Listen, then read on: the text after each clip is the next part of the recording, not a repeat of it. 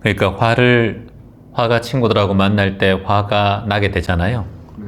화가 날 때도 내가 화내면 안 되는데 미리 이렇게 예상하신다는 거죠. 예, 그렇죠. 화가 올라오는 게 이제 느껴지니까 이제 이걸 좀 알아차리면서 절대 화를 내지 말아야지 하는데 꼭 상대방은 이걸 알고 있는 것처럼 저희 그 한계를 딱 건드려 버리니까 그 순간 되면은 이미 저는 그 화에 그냥 제 머리가 점령당해가지고 그때는 그냥 막 이렇게 나오더라고요. 불을 끄고. 이제 이게 우리가 가장 많이 명상을 하면서 겪는 딜레마 중에 하나예요. 그러니까 이 화를 내면 안 된다라는 생각. 지금 딱 말씀하신 게 우리가 가장 오류를 많이 일으키는 거거든요. 화를 내면 안 된다라는 말, 생각. 또는 내가 괴로우면 안 된다라는 생각. 웃으면 안 된다라는 생각. 우리가 웃음 참기 할 때 웃으면 안 된다라고 하면 웃음이 터져요. 근데 본래 웃음에 대해서 별로 안 웃는 사람은 아무리 우스운 일이 있어도 별로 웃질 않아요. 근데 우스운 사람이 웃음을 잘 못 참는 사람이 내가 웃으면 안 돼 라고 말하면 생각하면 그때부터 웃음에 대한 집중이 돼요. 절대 웃으면 안 되는데 이렇게. 그때는 여지없이 터지게 되어 있어요, 웃음이. 그 감정을 이용하셔야 돼요. 내가 이것을 화를 내면 안 되는데 라는 그 감정. 그 감정이 나를 화내게 만드는 감정의 씨앗이에요. 우리의 잠재의식은, 안에 있는 잠재의식은 화를 내면 안 되는데 라는 거나 화를 내면 되는데 라는 거랑 똑같이 생각을 해요. 의식 자체가. 본인이 아무리 화를 내면 안 되는데 라고 생각하지만 우리는 화라는 글씨에 집중되게 돼요. 그래서 본인이 생각하는 것은 제가 계속 말씀드릴 때도 화는 본래 없는 거예요.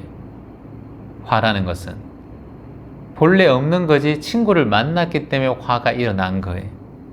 친구에 만나서도 친구의 그 말 때문에 화가 일어나는 거예요. 본래 화는 없어요. 이걸 보시라는 거예요. 근데 지금 화를 내면 안 되는데 라고 말하는 건 이미 내가 화가 있는데 그걸 참는다는 조건을 만드는 이유가 된다는 거예요. 그래서 화는 이미 내 몸 안에 있는 거예요.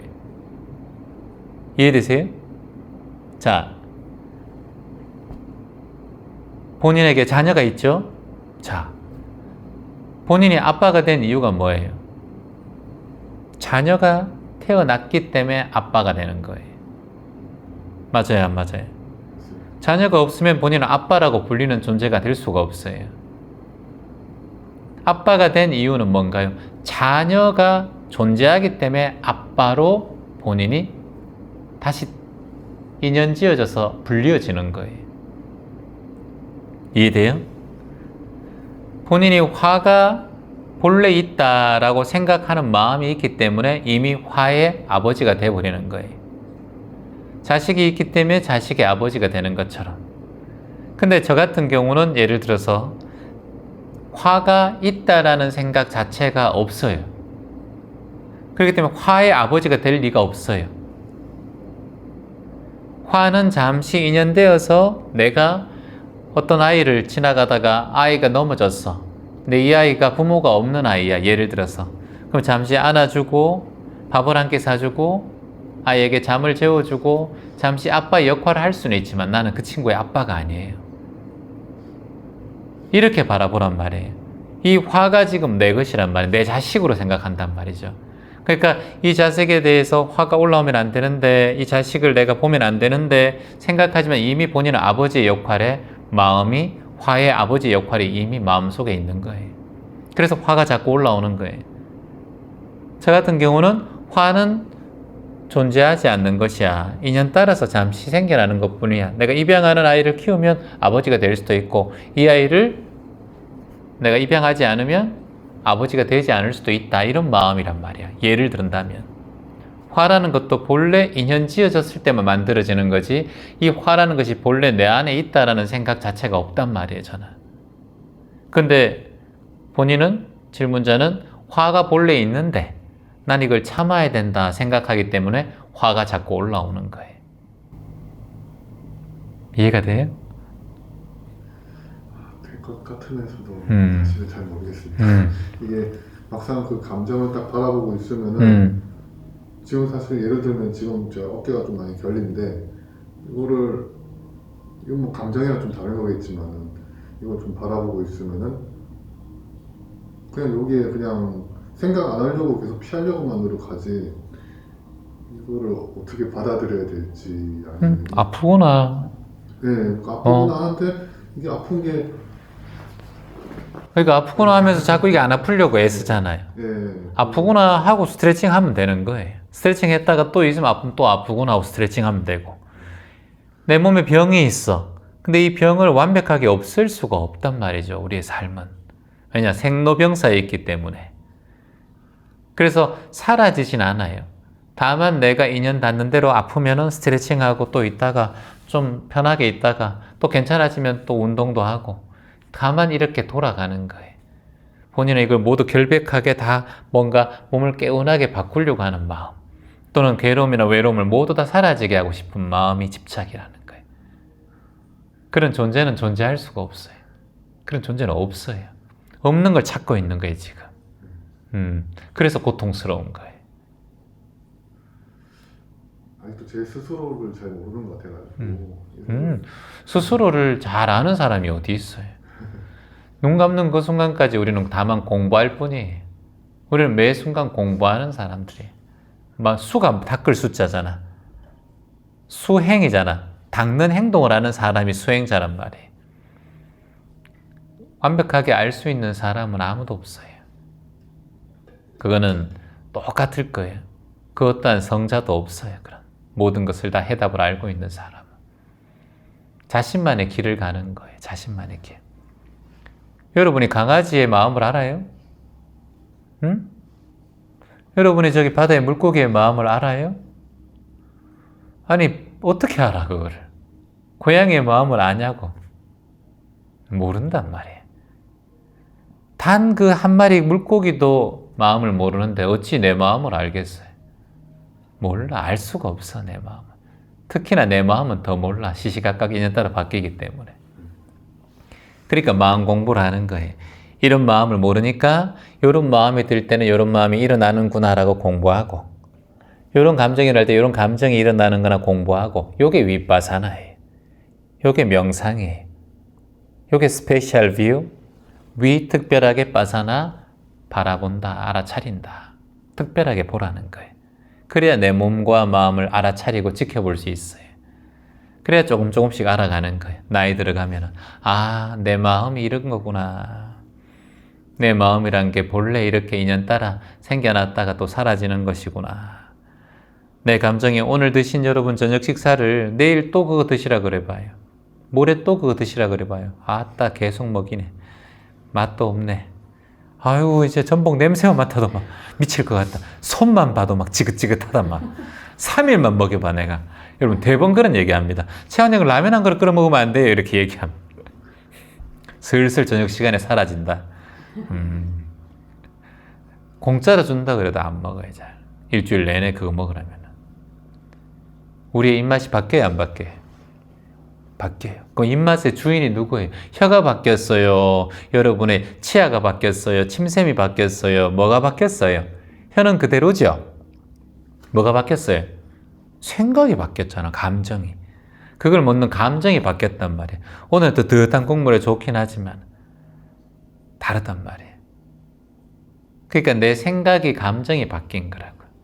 그러니까 내일 먹으면 또 다르고 모레 먹으면 또 다르단 말이에요. 그러니까 나라는 게 어디 있냐고. 내가 맛있다라고 했던 그 존재가 어디 있냐고. 한번 나와보라고요, 여기. 어디 있냐고. 없어. 그 존재는. 다만 전복, 돌솥밥과 인연이 되어서 잠시 오늘 처음 먹었고 처음 먹어보셨다 그러니까 처음 먹었으니까 이런 맛이구나 하지. 그때 그 감정밖에 없어. 내일 되면 또 다른 감정이 올라와. 모레 되면 또 다른 감정이 올라와. 요게 우리의 마음의 구조라는 거예요. 요걸 지켜보라는 거예요. 변화한단 말이에요. 계속. 똑같은 상황이라도 변화한단 말이에요. 내일 똑같은 상황이라도 변화하지. 아침에 가서 또 똑같은 상황에 드셔도 변화합니다. 여러분. 응? 식당 주인들은 질릴 텐데 이렇게 생각하는데도 또 와봐요. 또 또 와요, 또. 식당 주인은 좋지만 마음속으로 희한하네 이렇게 생각할 수 있어요. 그러니까 계속 변화한다. 변화할 것에 그러니까 신경 쓰지 말라는 거예요. 변화할 입맛에 신경 너무 쓰지 말라는 거야. 맛있다고 느끼는구나 이렇게 하고 그냥 패스하면 돼. 또 먹으면 그 맛이 안 나와요. 한 몇 개월 뒤에 먹으면 괜찮겠지만 저는 어떻게 했어요? 맨날 여러분이 다른 걸 좀 선택하면 좋은데 여러분 항상 전복 돌솥을 선택을 해요. 이렇게 얘기해도 그러면은 돌솥을 또 먹으러 가. 나는 그 맨날 먹는 고등어에다가 돌솥 바다 냄새만 맡아도 막 지긋지긋해서 죽겠는데 여러분 맛있게 드시 나도 맛있게 먹는 거. 그러면 나는 이렇게 생각하는 거예요. 오늘 다시 태어났다 내 혀는. 나는 오늘 이걸 처음 먹는다. 왜냐? 맞잖아. 우리 몸은 세포가 자꾸 바뀌니까. 이렇게 마음 내는 거예요. 이해돼요? 그래서 요 바뀔 생각. 요 딸하고 같이 오셨지만 딸이 말 잘 들을 때도 있고 참 우리 딸 이쁘다 할 때도 있고 딸이 또 말 안 들으면 이놈 애물단지 이놈 왼수 같은 딸 이렇게 생각할 때도 있단 말이에요. 그러니까 딸이 왼수 같을 때나 말 잘 들을 때나 그냥 마음 너무 쓰지 말란 말이에요. 바뀐다고 또. 여러분이 철저하게 믿던 어떤 수행정진하는 도량이 있었다 하더라도 그때는 모든 걸 믿고 공부했지만은 또 마음 바뀌잖아. 그때는 또 절실했단 말이에요. 그러니까 모든 게 다 바뀐다고. 그러니까 너무 애쓸 필요 없어요. 하나에. 이걸 알면은 거기서 이제 눈 뜨는 거예요. 이걸 알면. 그때도 예를 들어서 여러분 어떤 다른 도량에서 공부를 하고 수행제에서 공부를 하더라도 그때도 이 마음이 바뀔 걸 알면 거기랑 알아차리게 돼요. 안 빠지게 돼요. 그러면 오히려 더 오래 가고 내가 더 마음의 상처를 덜 받게 돼요. 모든 게. 남편도 똑같잖아. 배우자도 똑같잖아. 만났을 때. 이 사람이 신혼 때나 연애할 때 했던 마음가짐과 내한테 대하던 그런 태도들이 똑같나 어디? 결혼하면 다르고 3년 지나면 다르고 애 하나 나오면 다르고 다 다르지. 그러니까 다 바뀌는 게 당연하단 말이에요. 근데 우리는 자꾸 그 연애할 때, 신혼 때 그 마음을 자꾸 기대한단 말이에요. 바뀔 걸 알면 아이고 이 사람 바뀔 사람인데 잘하네.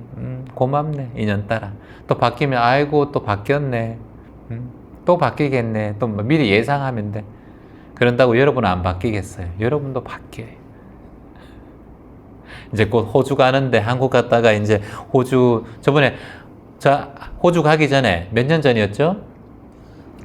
4년 전에 호주 가기 전에 저한테 수업을 받으러 왔어요. 채아님 호주 가서 열심히 한번 해보겠습니다. 열심히 한번 살아보게 갔어. 어느새 또 돌아와 있어. 채아님 또 명상하러 왔습니다. 호주에서 오면 그래요. 또 열심히 해야죠. 제주 떡려니까 제주에 또 와 있어. 제주에 또 왔습니다. 채아님. 아니 이 사람은 정말 수행정진을 정말 채아님 따라다니면서 열심히 하네. 정말 대단한 분이다 나는 생각했는데 채아님 오늘 또 와가지고 하는 말이 채아님 또 호주 갑니다 이렇게. 그래서 내가 이렇게 얘기해서 호주 가면 마음이 편안하고 한국 오면 마음이 편안하고 이게 아니라 내 마음 문제다. 외국에 있어서 편안한 게 아니라 한국에 있어서 불편한 게 아니라 다 내 마음이 짓는 것이다. 갈 때는 좋지. 처음에는 한두 달은 여행 삼아 느껴지고 그게 살게 되면 그것도 삶이야. 삶. 그걸 이제 경험해 보는 거예요. 뜨거움을 참을 이제 본인이 계속 경험하니까 이제 깨닫게 될 거예요. 언젠가는. 한 10번만 갔다 왔다 계속 해봐. 막.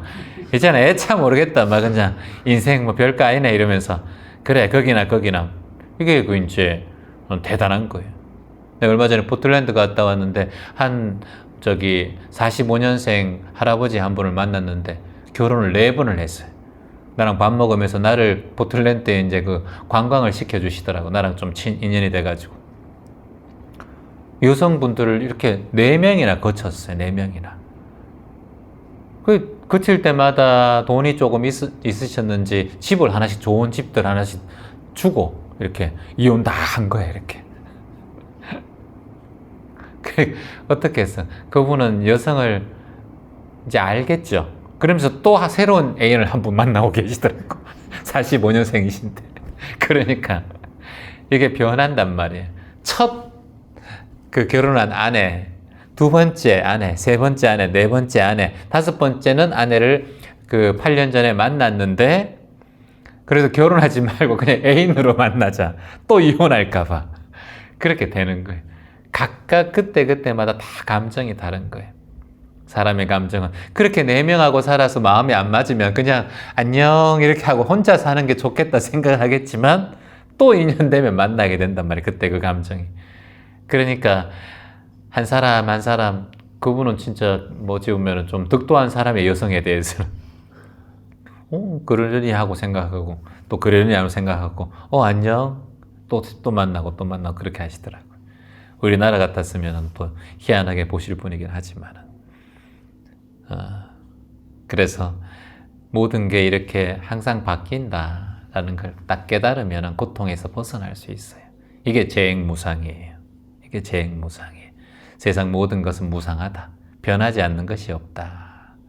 이걸 알면 고통에서 벗어나요. 응? 그 지금 딸하고 같이 있으면 딸은 실체가 없는 거예요. 딸은 어릴 때 그 갓난 그 아이의 딸이 아니에요. 근데 엄마는 자꾸 우리 애기가 이렇게 얘기한단 말이에요. 자꾸 갓난 아이처럼 생각을 해. 고등학교 3학년인데 또 자꾸 어리게 보고 자꾸 걱정을 하고 그래. 아니란 말이에요. 엄마보다 더 위에 있을 수 있어. 머리가, 생각이. 오히려 더 엄마를 더 위하고 엄마를 더 걱정하는 마음이 있을 수가 있어요. 그 몰라, 부모들은 잘. 자식이 얼마나 성숙되고 머리가 컸는지 몰라.